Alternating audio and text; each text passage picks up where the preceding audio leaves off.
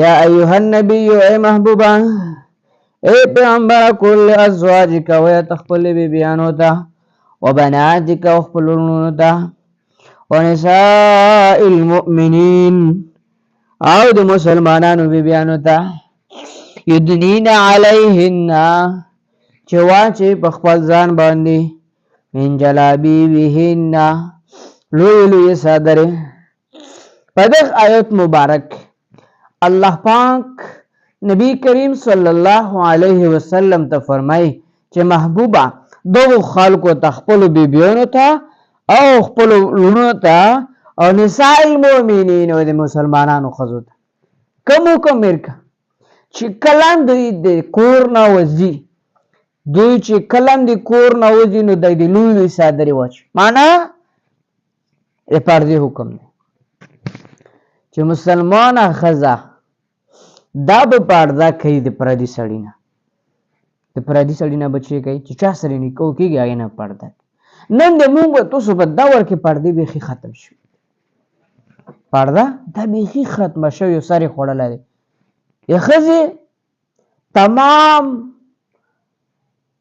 بدن د عورت دی، سوا د سترګو نه، سوا د لاسونو نه او سوا د پښو د قدم نه، دې نه مسوا تمام بدن د ښځې عورت دی. موږ تاسو ته قرآن مجید بار بار دا حکم کوي چې ای مسلمانانو سړو تاسو خپل نظرونه لاندې ساتئ. زنانو ته حکم کوي چې ای زنانو تاسو نظرونه لاندې ساتئ. قرآن مجید موږ د تاسو د نظر د غلط نظر نه حفاظت فرمایي چې تاسو خپل نظر لاندې ساتو. بیا د یوې ښځې هغه برکه نه وي، هغه یوه ښځه بغیر د ضرورت د کور نه وځي. په حدیث مبارک کې راځي چې کومه ښځه د خاوند نه بغیره د کور نه ووته بغیر د ضرورته، دغه ښځه تر کومه پورې واپس کور له نه وي راغلې تر هغه پورې الله پیغمبر او تمام مخلوقات نالت وي. ما عزتمندو عزیزانو بې ضرورته زنانه وتل دا حرام دي، دغې ښځې ته وتل حرام دي، ممنوع دي. ما عزتمندو عزیزانو دغه شي لږ کنټرول راوړل. نن یو کس خبره کوله چې موږ په خپلو سترګو باندې ولیدې چې زنا کېده، خپلو سترګو باندې زنا دومره عامه شوه د موږ د وجې نه چې موږ په ښځو باندې کنټرول نشو کولی. موږ په ښځو باندې کنټرول نشو کولی. ښځو کنټرول له موږ وتلی دي، بس په غیر ضرورت د خاوند نه وځي، بهر چکر یې وای، خاوند یې نورو سره ګرځي، ښځه یې چې کوم دی نورو سره ګرځي.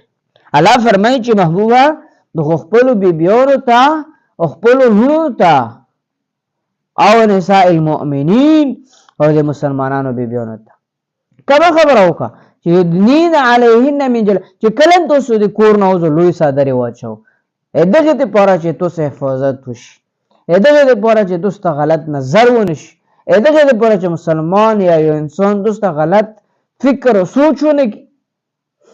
والله فرمایي چې تاسو داسې لباس ای زنانه او ای خلکو تاسو داسې لباس ما اچوو چې هغه د جهلیت وي. نبی کریم صلی الله علیه وسلم فرمایي چې په آخري دور زمانه کې به داسې لباس وي یو سړي به کپړې اچولي خو بیا به بربنډي، یوه ښځه به وي یو سړی به وي داسې لباس به اچولی وي چې هغه به بیا هم بربنډي. معنا داسې لباس به وي چې هغه کې هر یو اندام پېژندی شي. نن د موږ د ځوانانو د ټیک ټاک وله وګورئ، نن هغه ځوانان وګورئ، نن هغه زنانه وګورئ چې هغو پینټ شرټونه اچولي، پینټ شرټ. نن کلیعام خبره کېږي، نن د سکولونو والا دا فیشن ګڼي چې دی پینټ شرټ وشي. مخکې به هم په یو ګوډي کې روان وم، هلته یو کس ویل چې یو سکول والا یې وښایلو، نو ما یې زه نه خلم، هغه وویل چې دا پینټ شرټ یې بدل کو، چې دا پینټ شرټ یې ښه کورونه کړو بدل یې کړو. بل سړي ورته وویل چې ښه خبره، چې مړه موږ کې زوی سه بد دي شي چې موږ خوند نه راکوي. هغه یو خوا و چې هغه خراب ډیزاین یې راوځي، الله دې مفهوم کې به بعضې بقواسات باندې بیا خولې لرځي.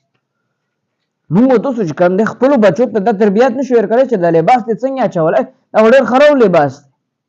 موږ خپلو بچو نه دا پوښتنه نشو کولی چې خپلو زنانو نه پوښتنه نشو کولی چې تو لباس څنګه اچولی، د ګمراهۍ وله اچولی که نه. نن سبا زنا د دغې وجې نه عام شوله. نن سبا په معاشره کې غلط خلک دغه نه پیدا شول چې موږ د خپلو بچو تربیت نشو کولی، خپلو بچو ته د کپړو د سینګار دغه شو فکر نشو کولی، نو هغې د وجې نه موږ نه چې کوم د خلکو نه زناګانې شروع دي، نن په معاشره کې زنا عامه ګرځېږي به. الله موږ ته چې کوم حکم کړی دی هغه د موږ د تاسو د فایدې دپاره کوي. کوم حکم چې انسان د پر نازل دی په قرآن مجید کې رسول الله مبارک ویلی دی هغه د انسان د فایدې و د نفع دپاره دی. نن چې کوم دی موږ چې کوم حکم الله کړی دی هغه باندې سترګې پټې کړي چې کوم د انډیا او د کوم بغیر ملکونو چې کوم سازش دی په هغه کې موږ تاسو نه نغلي ټول. الله دې موږ تاسو باندې رحم وکړي، الله دې موږ تاسو زنانه حفاظت وکړي. نبی کریم صلی الله علیه وسلم بیبیانو ته الله حکم کوي چې تاسو سره څوک خبره کوي په سخت طریقې سره خبره کوو، هسې نه چې د نرمۍ نه غلط عبرت څوک وکړي.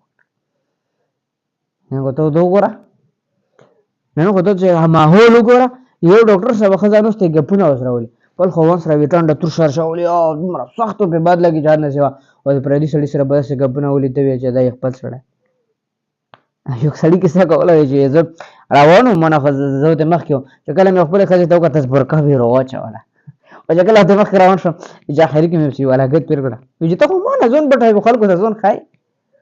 نو الله دې مفید کړي نن هغه سبب موږ تاسو باندې راغلی دی چې خپل خاوند نه پرده کوي، بقایا زیب زینت ښکاره کوي.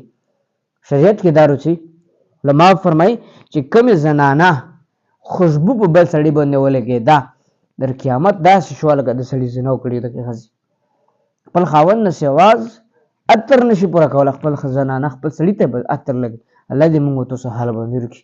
ربنا اتنا فی الدنیا حسنه وفي الاخرة حسنه وقنا عذاب النار.